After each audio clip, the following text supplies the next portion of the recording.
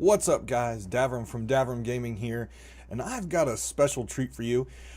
We just had in Final Fantasy XIV a large patch that just dropped, which was 4.2, and it added a lot of cool features. It fixed some things, it changed some classes. It was actually a very large content patch. And what I did was I sat down with one of Twitch's top Final Fantasy XIV content creators, Shamanom, and he talked about his experiences with Final Fantasy XIV from beginning to end and talked about the key features that he felt was in patch 4.2. Now, what I want to apologize for is the software that I was using to do the interview has a little bit of an audio desync issue.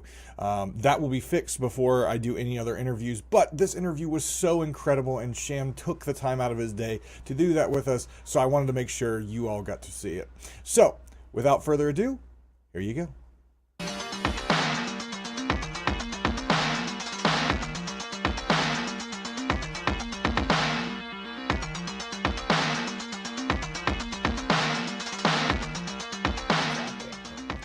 All right, so let's move from streaming now to Okay. Final Fantasy 14. Okay. Which again, thank you to MMORPG.com for putting this up and allowing us to talk about a game that I know you've loved for a long time. I Very. will tell you my story of Final Fantasy 14. I beta tested the game and played it for about a week when it first came out, and I said this game is awful, this game is trash, and I stopped. And it wasn't until about a month ago that my roommate started playing it on PS4, and I'm sitting here like, what is this? And he said, it's Final Fantasy 14. I'm like, there's no way that's Final Fantasy 14 because that looks like a good game.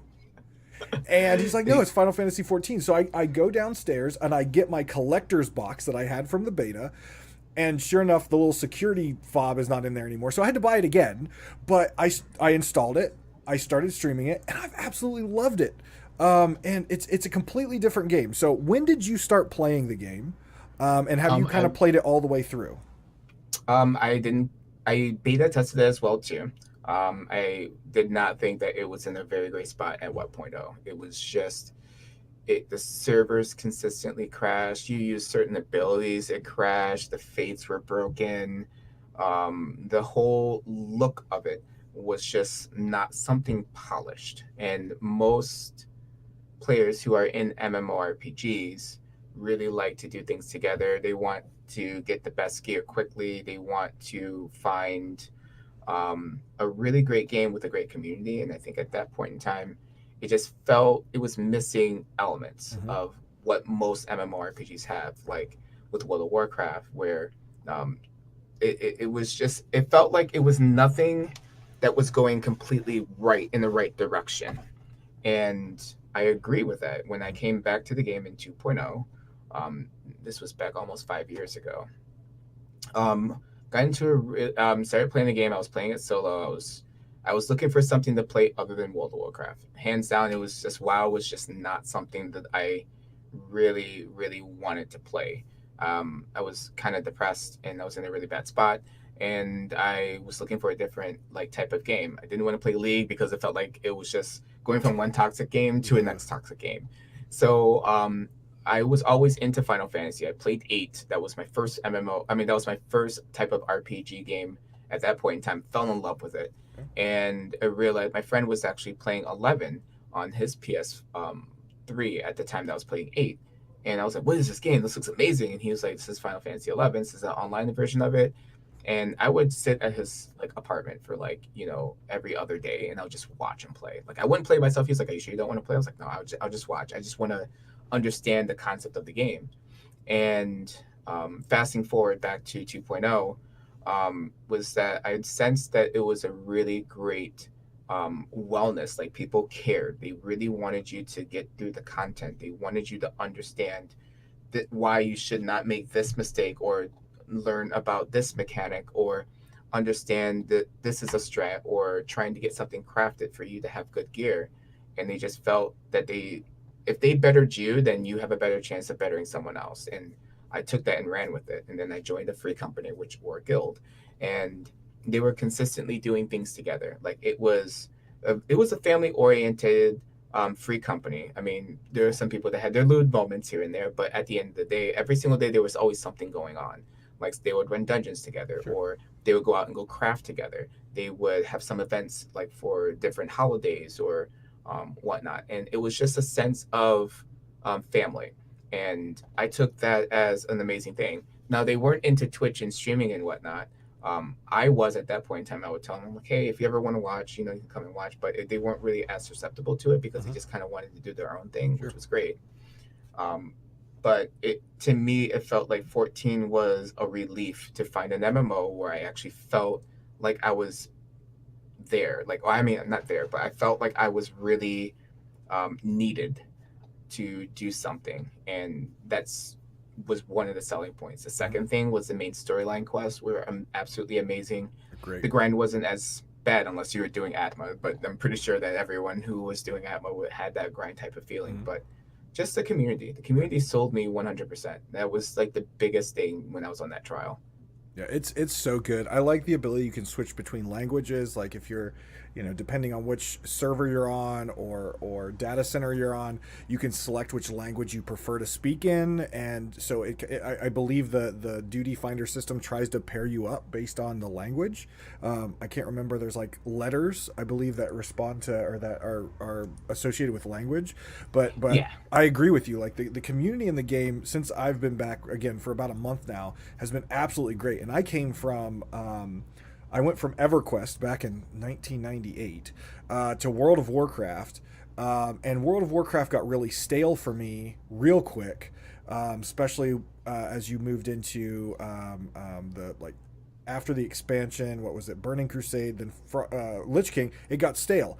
And so I went back to EverQuest, and I've just been struggling to find a game that has a decent population of players, are still doing great new content, and just has a great just feeling to be in. And like I said, about a month ago, I found this. So now we just hit a patch, and to be honest, it was pretty big.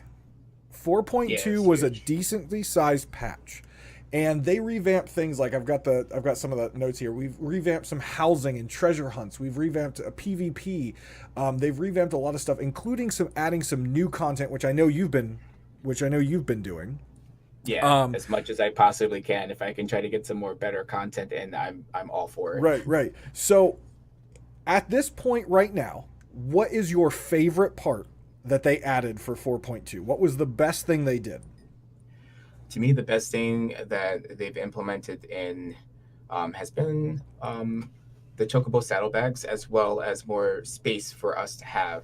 That was the biggest kind of gripe that we were that us as crafting and gathering classes, because we got to the point where we couldn't stack things past 99, and it would take up an extra slot. Now that the stacking's up to 999, we can actually go out and fetch more and have a condensed space in our company chest where we need like specific items for us to continue to keep crafting Mm-hmm. and for us to produce new materials. And the submarines are absolutely fantastic. It is bringing back a lot of things that we need specifically, Mm-hmm. especially for melding, which is kind of like jewel crafting in World of Warcraft, where you just meld your gears so you can get better stats on for progression wise as well.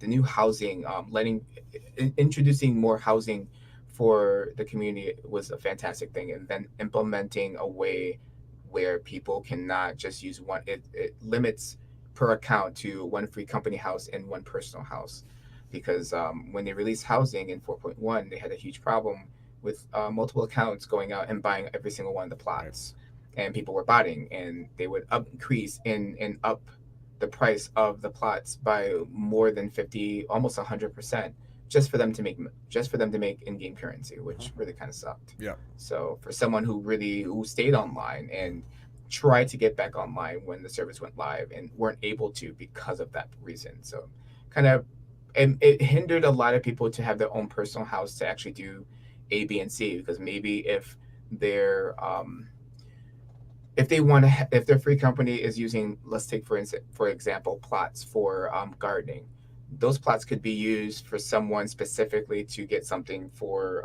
the free company, like chocobo coloring, or or some certain type of herbs that are used to craft. And if they're consistently taken up, you can't have anything for yourself. Or you have to put in, talk to a free company leader or talk to an officer for you to have X, Y, Z things. And that could take months. And having your own personal plot for you to take care of your own and fend for yourself is fantastic. Or you can have a larger space so you can have more things in your house. Instead of purchasing 300K for your own little small room, you can have your own plot and you can go crazy. And there's the it's endless. It's completely endless for what you the possibilities of what you can craft to have in your home. Yeah. How do you feel about the new dungeons right now? Like, I know you were really pushing some of the Savage stuff at the right before 4.2, getting out everything cleared out, especially with your viewers. You play with viewers in your groups there. How do you feel the new with the train? I know the train is one. I haven't got to do this yet. I just hit 60. So I haven't even got to do anything like this. So, they added the train and they've added a couple more things. What are your feelings now that we're 2 weeks in or a week and a half into this new content? How do you feel about the new dungeons or the new raid content? The new dungeon and raids is one of the best additions that they added into 4.2. I really love how they pull elements from from the series, or I should say from the collection of Final Fantasy. You'll start seeing different elements from Final Fantasy V, Final Fantasy 11, and different characters. This is a Sigmascape, which is a continuation of the Deltascape. So short term, normally you'll hear it out as Omega Deltascape 5, 6, 7, and 8, considering from this predecessor of 1, 2, 3, and 4. So you start seeing in the Sigmascape, you're going to see a lot of likeliness of Final Fantasy VI with the Phantom Train, which is also known as the Doom Train. You will see also Kefka, which is going to be really much at the end tier of that. And the mechanic wise, it's beautiful. It feels like it's watching a ballet of when you are in the raid because of the difficulty going from the normal mode to the savage mode. That it's very, very built on making sure that you communicate with your group, or the static group, or a raid group. And you have to be on top of every single thing that you do. You can't make a small mistake. If you make a small mistake, it will cause a raid wipe.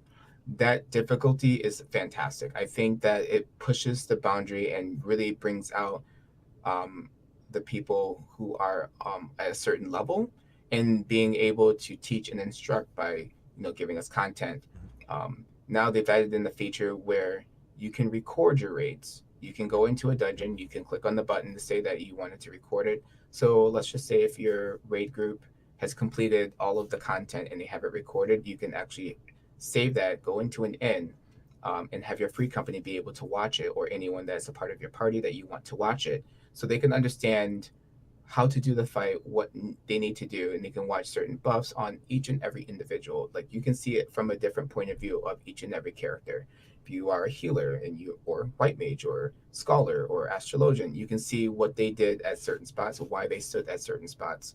It doesn't give you like any voice commands that you would be able to hear like if you were in Discord together, but you can definitely understand, oh, they have this specific debuff. They're standing at this location when the boss is doing X cast. Now I understand.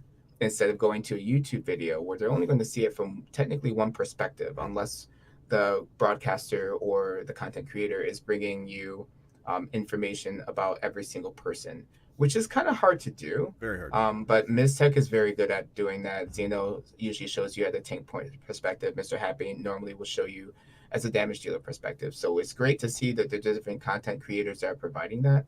But for you to actually be able to go and click through the recordables to see exactly what person is doing what action, free flowing in between, is fantastic. It's probably one of to me, the second best addition to 4.2. Yeah, I'll tell you, it sure beats the old days that I used to do with MS Paint and drawing the raid stuff for guilds. Yeah, Yeah, totally definitely. beats that. Totally beats Absolutely. that. So one thing I want to ask is, I know you play Scholar. That's kind of like what I see you play the most is your Scholar. And I know they made a lot of class changes either buffs or nerfs in this last patch. What I guess is your feeling? What of those changes do you feel was needed or important? And what are those changes that you were kind of like, oh, we might have missed the boat a little bit on that change? For Scholar, I'm still learning. My raid group wanted me to go as Scholar because my main white mage was actually taken from another spot. Considering the way that Scholar changes are, they were actually buffed previously in 4.1 then 4.2. They felt that their healing potency wasn't as on par with the rest of the healers. On the scale of the most sought after healer in a dungeon has been Astrologian because it provides better party buffs. With Scholars, it's preventing a lot of the damage that is going out. Also, there wasn't really too large changes to that specific job, but there are a few changes that were to definitely White Mage, where if you were granted Lily stacks, which is what you would gain every time that you use either Cure or Cure 2, on Divine Benison, you're able to shield the target only having a Lily stack. Now it's going to be right off of the global cooldown, which is fantastic because there's a lot of mechanics that are happening, especially for the tanks who are taking large tank busters. They need to be shielded right then and there. And if you don't have a Scholar to prevent most of the damage, it's really important that you have either an Astrologian, which is in a different set between Diurnal and Nocturnal. Normally there would be a Nocturnal because that would provide shields to mitigate most of the damage. But I think that Scholar is in a really good spot right now. Even if they have time to do damage, they are still doing very well. Your pet that you have as a Scholar does exceptionally well to keep low target health players alive as well. So if you need to weave in damage here and there, it's still great. But this raid tier currently right now, it is very, very, very on par where you need every ounce of damage as possible. So if you have downtime and everyone is fully capable, I'm sorry, if everyone is fully topped off and healed, you just weave in as much damage as you can. And I do love that the most. I do love how it really makes sure that you are utilizing every single ability that you need to use to get the fight down. Now let's put the old argument aside. Eos or Selene? It's a very important question, and there's a lot of people in the game that have very differing opinions. But as a Scholar, I play Scholar too sometimes. I've been switching to a Paladin because I enjoy tanking. But let's put the argument aside. Which one is the better fairy? Hands down, it's going to be Eos, because there's thinking at a raid tier or pushing towards progression. Whispering Dawn is like a godsend because there's times where you need to have a higher healing to your raid if you don't have mantra from your melee jobs, which is more or less from Monk. You just need to make sure that anything that can help with healing your targets better, Eos is definitely going to be at hands down. Now, if you have an absence of an Astrologian and you want to give like Fey Wind, which will increase their skill speed and spell speed time, still a great 3%, increase in damage. But I mean, on a larger scale of making sure that your raid group gets through the content, you're definitely going to see EOS a hell of a lot better. Yep. Yeah, and see, I'm a Selene player. I have Selene out a lot because I love the support abilities. But I don't know how many people are like, bring out EOS so you can DPS. I'm like, but I'm playing a healer. So I'm glad in the high-end content that EOS is important because of the addition to the healing and not so much you can just sit back and be lazy. So that's good. I'm glad. I mean, that's a large factor. A lot of people just want you to have that because it does do that. Especially having Selene is really great because it also silences targets as well too. But you're not going to see many targets in that tier of content that you're going to really need to use those at all. Like maybe in primal fights, maybe in those, you might end up seeing a lot of determinant abilities, but most statics are very good at preventing them taking a determinant spells, which would be like a silence or a paralyze or anything like that. So therefore, to me, I think at that point, Eos will absolutely win over Selene.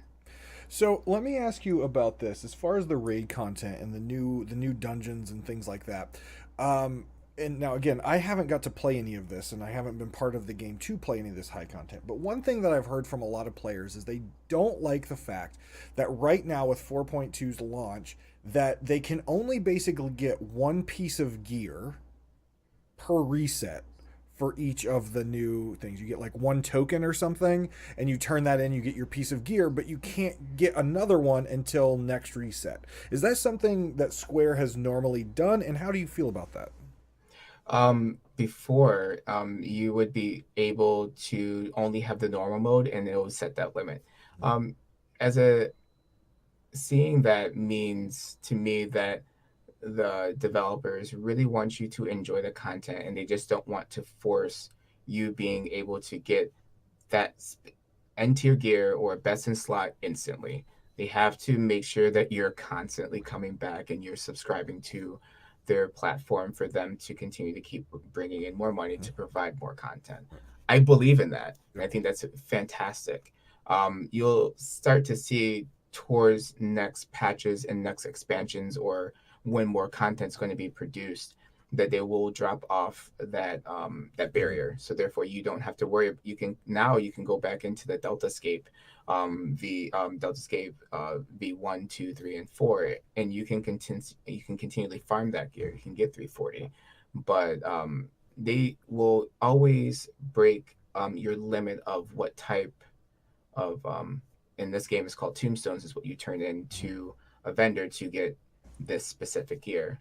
I think that's a really great idea. I think it stops people from just going in, getting fully geared, and then just putting the game down. Yep. You have to give them something to come back to. Yeah, I mean, I always tell those people who are frustrated about that, look at World of Warcraft, where they release a new content, and within a week, you usually have major bosses, if not the entire new piece of content, completely cleared by one of the top raid guilds. And then they're going to put it on farm status, but then they're basically done, right? So there's Right. where I enjoy this because it forces even the top tier players, it forces them to enjoy the content for a longer period of time. It makes them not only, I can't just hyper focus on one thing. Now I have the rest of the week to work on my crafting or leveling up another class and learning more about the game. So I agree with you there on that.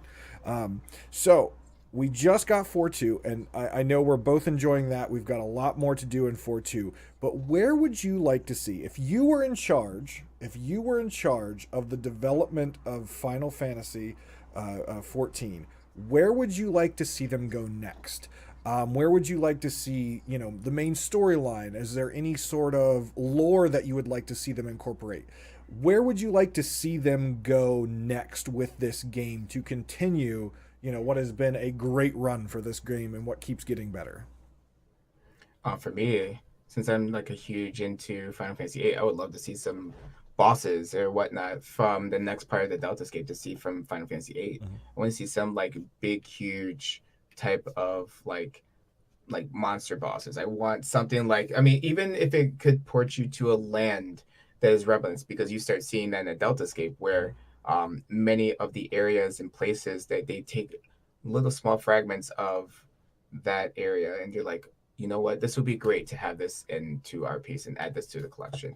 Right now for the main storyline, I still haven't finished all of it. I know it's been 2 weeks in and I still haven't finished it. I've been slowly but surely getting into it, but it's really, the story is absolutely fantastic.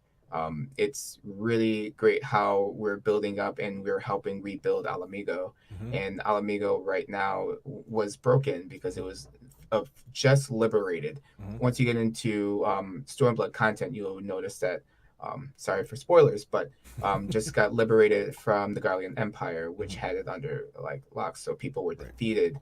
And now since Alamigo is back along with Ul'dah is now having a problem with a lot of people who are homeless, Mhm. and they need to have a safe space for them to continue and find them work, because that's the big problem is that they're running out of funds. They had no way to do it. And now they have um, Nomino actually went out to the people who were looking, who were pretty much, that had the most money, who were really controlling and manipulating everything that's happening in the Eorzea. And she finally realized what she needed to do. She needed to find a way for them to generate money, Mm-hmm. which was going into the salt mines and making it profitable for the people who need to have, who want to continue to keep making money. Those certain, I think it was 7 of them. I can't remember the name off the top of my head. I have to go back and reread it and go through the main storyline. But they need to have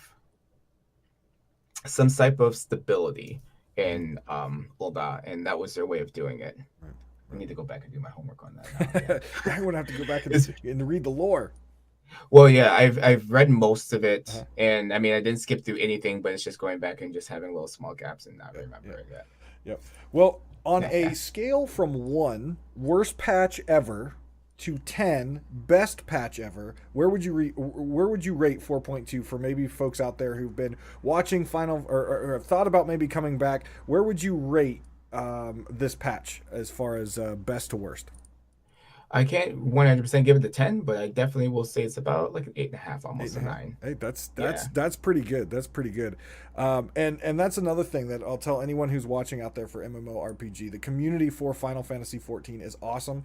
It's not really shrinking. We're growing. We've got I know I'm on Brunhilde, which is a relatively new server, I believe, and it's growing. I see new people every single day. So if maybe you had a bad experience with Final Fantasy back in the day, give it another shot. Go reinstall it. It's bundled on Steam that you can get it bundled together.